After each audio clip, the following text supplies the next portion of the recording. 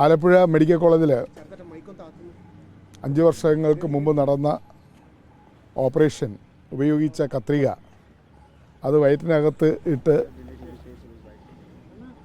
Operation കഴിഞ്ഞതിന് ശേഷം തുന്നിക്കെട്ടിയ അതിഗുരുതരമായ സംഭവം കേരളത്തിൻ്റെ ആരോഗ്യ മേഖലയിൽ വലിയ ഞെട്ടലാണ് ഉളവാക്കിയിരിക്കുന്നത്.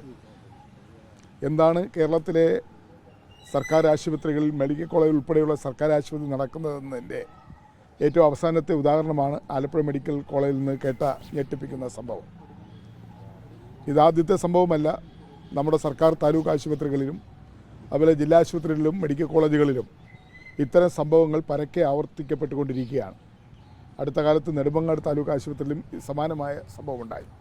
പക്ഷേ ഇത്തരം സംഭവങ്ങളെല്ലാം തന്നെ വളരെ ലാഘവത്തോടു കൂടിയാണ് സംസ്ഥാന ഗവൺമെൻറ് കാണുന്നതെന്നുള്ളതാണ്. ഇത്രയും സംഭവങ്ങൾ റിപ്പോർട്ട് ചെയ്തിട്ടും ആരോഗ്യമന്ത്രിക്ക് ഒരു കുലുക്കുമില്ല. കേരളത്തിൻ്റെ ആരോഗ്യരംഗം മെച്ചപ്പെട്ടതാണ്.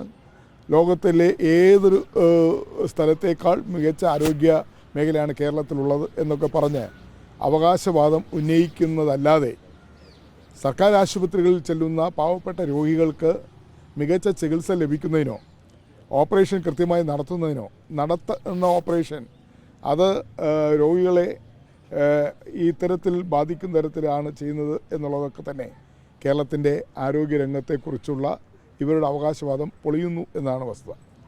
ആലപ്പുഴ മെഡിക്കൽ കോളേജ് ഞാൻ ഉൾപ്പെടുന്ന മാവേലിക്കര പാർലമെൻറ്റ് മണ്ഡലം കൂടി ഉൾപ്പെടുന്ന ആലപ്പുഴ ജില്ലയിലെ മെഡിക്കൽ കോളേജാണ്. ആലപ്പുഴ ജില്ല എന്ന് പറയുമ്പോൾ കുട്ടനാട് ഉൾപ്പെടുന്ന ഒരു ജില്ലയാണ് ആലപ്പുഴ ജില്ല. ഒരുപാട് ജലജന്യ രോഗങ്ങളും ക്യാൻസർ രോഗങ്ങളും മറ്റ് ഹൃദയ സംബന്ധമായ രോഗങ്ങളൊക്കെ നിരന്തരം ഉണ്ടാകുന്ന ഒരു ജില്ലയാണ് ആലപ്പുഴ ജില്ല. അപ്പോൾ തന്നെ ആലപ്പുഴയിൽ പ്രവർത്തിക്കുന്ന മെഡിക്കൽ കോളേജ് മറ്റേതൊരു മെഡിക്കൽ കോളേജിനേക്കാൾ വളരെ മെച്ചപ്പെട്ട നിലവാരത്തിൽ പ്രവർത്തിക്കേണ്ടതാണ്. ഡോക്ടർമാരുടെ ആവശ്യത്തിന് ഡോക്ടർമാരുണ്ടാകണം, മറ്റ് നഴ്സുമാരും മറ്റ് സ്റ്റാഫും എല്ലാം ഉണ്ടാകേണ്ട ഒരു ആശുപത്രിയാണ്. പക്ഷേ നിർഭാഗ്യകരമെന്ന് പറയട്ടെ, ആലപ്പുഴ മെഡിക്കൽ കോളേജിൻ്റെ തൊട്ടടുത്തുള്ള സമീപത്തുള്ള രോഗികൾ ഇപ്പോൾ പോകുന്നത് കോട്ടയം മെഡിക്കൽ കോളേജിലാണ്.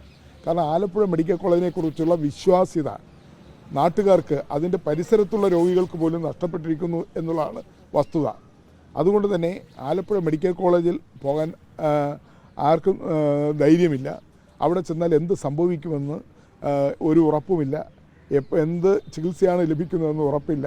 അങ്ങനെ ഒരു അവസ്ഥയിൽ കുത്തഴിഞ്ഞ ഒരു സംവിധാനമായിട്ട് ആലപ്പുഴ മെഡിക്കൽ കോളേജ് പോയിക്കൊണ്ടിരിക്കുകയാണ്.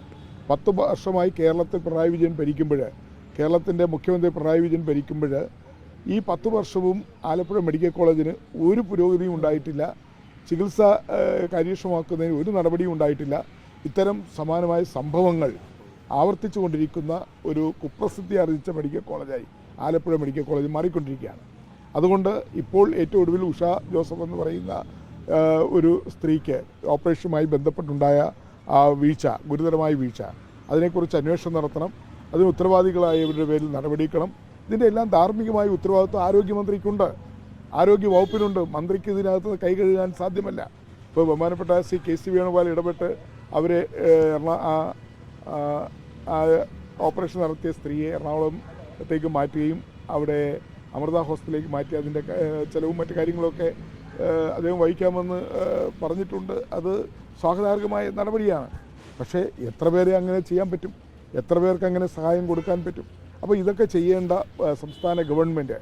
ആരോഗ്യമന്ത്രിയുടെ അവകാശവാദങ്ങൾ കേട്ടാൽ കേരളത്തിൽ ഒരു ആരോഗ്യമേഖല എത്രയും മെച്ചപ്പെട്ട ഒരു ആരോഗ്യമേഖല കേരളത്തിൽ വേറെ ഒരിടത്തും ഇല്ലെന്ന് പറയുന്ന തരത്തിലുള്ള അവകാശവാദങ്ങളാണ്.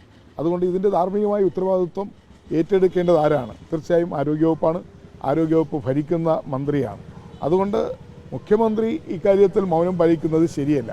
കേരളത്തിലെ ആരോഗ്യ മേഖലയിൽ സർക്കാർ മെഡിക്കൽ കോളേജും സർക്കാർ ആശുപത്രികളിലും നടക്കുന്ന കെടുകാര്യസ്ഥതയും അതുപോലെ തന്നെ ഭരണപരമായ പരാജയവും അല്ലെങ്കിൽ ഡോക്ടർമാരുടെ അനവസരത്തിലുള്ള ഇടപെടലുകളും അവരുടെ ഭാഗത്തുനിന്നുണ്ടാകുന്ന വീഴ്ചയും ഇതെല്ലാം തന്നെ കേരളത്തിൻ്റെ ആരോഗ്യരംഗത്തെ പുറകോട്ടടിക്കുകയാണ്. അതുകൊണ്ട് ഇക്കാര്യത്തിൽ ഒരുപാട് പഴയകാല സംഭവങ്ങളുടെ പേരിൽ ഒരുപാട് അന്വേഷണം നടത്തി. പക്ഷേ ഒരു നടപടിയും ആരുടെ പേരിലും ഉണ്ടായിട്ടില്ല. ഈ കാര്യത്തിലും അന്വേഷണം നടത്തി ശക്തമായ നടപടി സ്വീകരിക്കണം. ഇതിൻ്റെ ധാർമ്മിക ഉത്തരവാദിത്വം ഏറ്റെടുത്തുകൊണ്ട് ആരോഗ്യവകുപ്പ് മന്ത്രിയായി തുടരുന്നത് ശരിയാണോ?